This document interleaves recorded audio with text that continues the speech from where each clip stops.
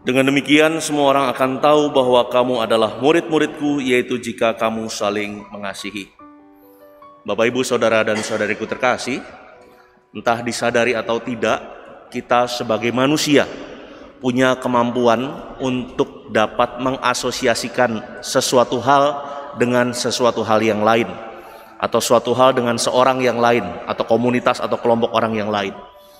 Paling gampang adalah kalau kita mengenal tanda-tanda identitas atau tanda-tanda pengenal tertentu, biasanya kita akan mudah mengasosiasikan, mengidentikan tanda pengenal itu dengan apapun yang melekat pada orang lain atau sesuatu yang lain. Misalnya, kalau kita melihat di sekitar Jalan Ahmad Yani situ misalnya, ada komplek militer dan ada orang-orang memakai baju hijau, loreng-loreng, biasanya kita akan tahu bahwa orang-orang itu adalah anggota TNI misalnya. Atau kalau kita pergi ke sebelah Bruderan itu, ada orang-orang pakai baju coklat, badannya tegap-tegap, kita biasanya langsung tahu bahwa itu adalah anggota kepolisian misalnya.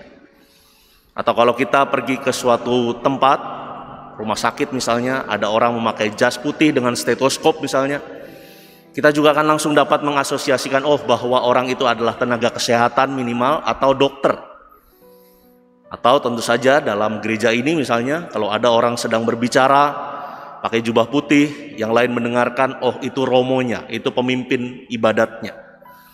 Maka orang dengan mudah mengasosiasikan apa yang menjadi tindakannya, apa yang menjadi tanda pengenalnya dengan sesuatu yang lain, entah itu jabatannya, entah itu tugasnya, entah itu fungsinya. Atau juga kalau kita melihat dalam kehidupan sehari-hari, ada begitu banyak hal-hal atau merek-merek dagang tertentu misalnya mengeluarkan tagline, slogan atau moto. Misalnya kalau kita mendengar tagline, moto atau slogan menyelesaikan masalah tanpa masalah, kita tahu itu slogan dari apa? Pegadaian, ya. Orang langsung tahu, oh iya, butuh uang, ada masalah, butuh uang, menyelesaikan masalah tanpa masalah, Pegadaian. Atau dalam kurun waktu beberapa tahun yang lalu, dalam dunia komunikasi misalnya, ada brand merek dagang tertentu yang dapat mengeluarkan slogan atau moto connecting people, connecting the people, tahu, menghubungkan semua orang, yaitu merek dagang Nokia misalnya. Zaman sekarang tentu tidak sangat menggelegar ya merek itu, tapi dulu sempat sangat booming gitu.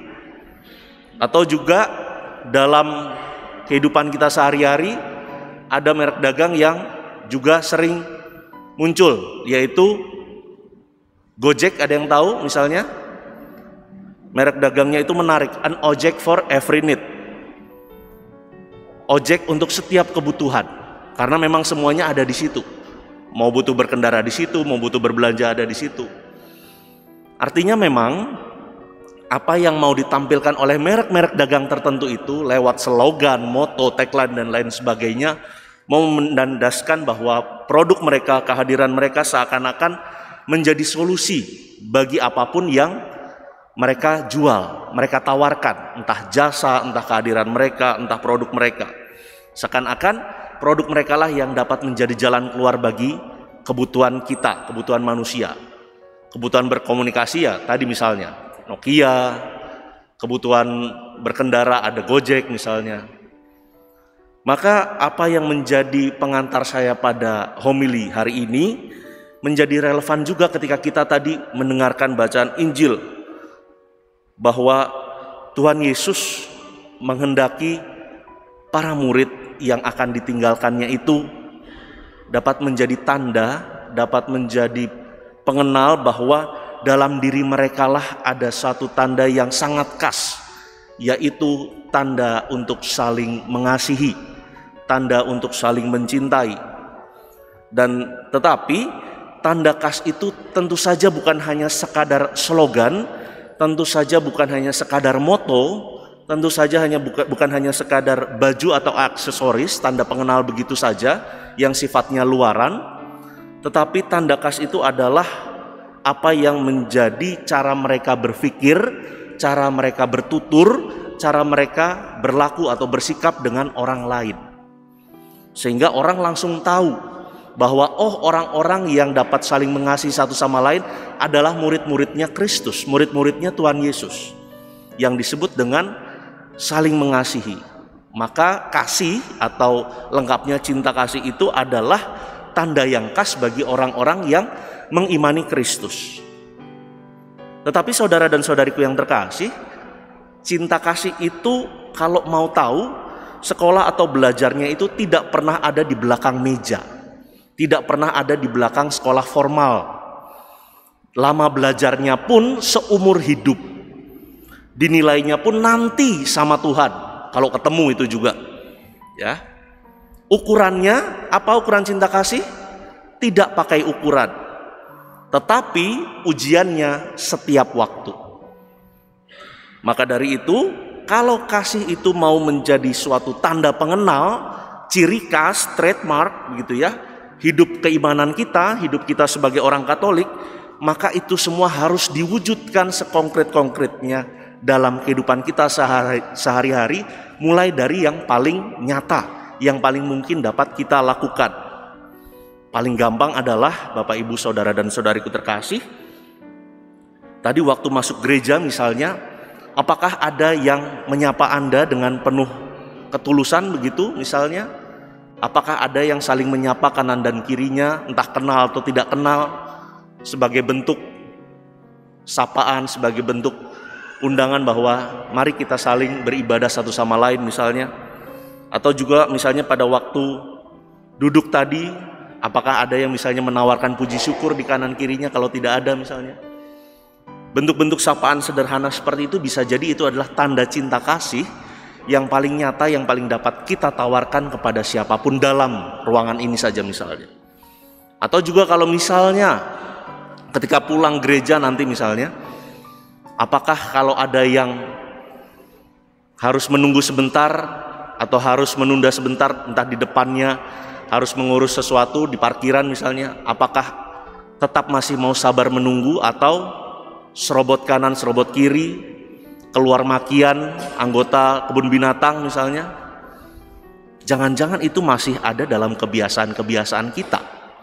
Atau juga dalam hidup berkeluarga, biasanya siapa duluan yang minta maaf kalau ada konflik, kalau ada berantem? Karena barangkali itu adalah wujud cinta kasih kita yang paling nyata dalam hidup rumah tangga, dalam hidup di rumah sehari-hari. Atau juga apakah dalam kehidupan kita sehari-hari masih mudah curiga atau menuduh serta menghakimi orang lain? Itu semua menjadi tuntunan atau bimbingan kita untuk melihat apakah hidup kita sudah menunjukkan, sudah menampilkan cinta kasih sebagai perwujudan apa yang diinginkan Tuhan Yesus bagi diri dan hidup kita, yaitu agar orang lain mengenal siapa engkau, siapa kalian, yaitu orang-orang atau murid-muridku, jika kita saling mengasihi. Saudara dan saudariku terkasih, apa yang menjadi tawaran Tuhan Yesus dalam bacaan Injil pada hari ini menjadi kesempatan kita sebetulnya untuk melihat kembali perjalanan hidup kita, untuk menciptakan barangkali tanda khas khusus apa yang menunjukkan cinta kasih dalam kehidupan kita sehari-hari. Tanda nyata apa yang bisa kita ciptakan, yang bisa kita rawat, yang bisa kita kembangkan bahwa saya adalah orang Kristiani yang mengembangkan, menjaga dan merawat cinta kasih itu sendiri, yang mungkin bisa kita buat mulai dari lingkup terkecil kehidupan kita, entah itu di keluarga, entah itu di kantor, entah itu di tempat kita bertumbuh dan berkembang dimanapun itu. Hal-hal apa yang dapat kita buat supaya orang tahu kitalah murid-murid Kristus, kitalah orang-orang Katolik, tanpa harus menunjukkan identitas atributif yang barangkali itu hanya bersifat luaran saja. Oleh karena itu, saudara dan saudariku terkasih, mencintai atau mengasihi itu tentu bukan hanya sekadar kata benda. Cinta atau kasih itu bukan kata benda, tetapi sesungguhnya kata kerja. Dan tadi dalam bacaan pertama dikatakan untuk masuk kerajaan surga itu ada begitu banyak kesulitannya, ada begitu banyak sengsaranya. Sama juga untuk menghadirkan dan juga menjaga serta memelihara kasih itu pasti ada saja susahnya, pasti ada saja tantangan, hambatan, dan dengan gangguannya. Tetapi yang dapat kita tanyakan pada diri kita masing-masing, persoalannya adalah bukan bisa atau tidak bisa, tapi mau atau tidak mau menghadirkan kasih itu sendiri. Kemuliaan kepada Bapa dan Putra dan Roh Kudus,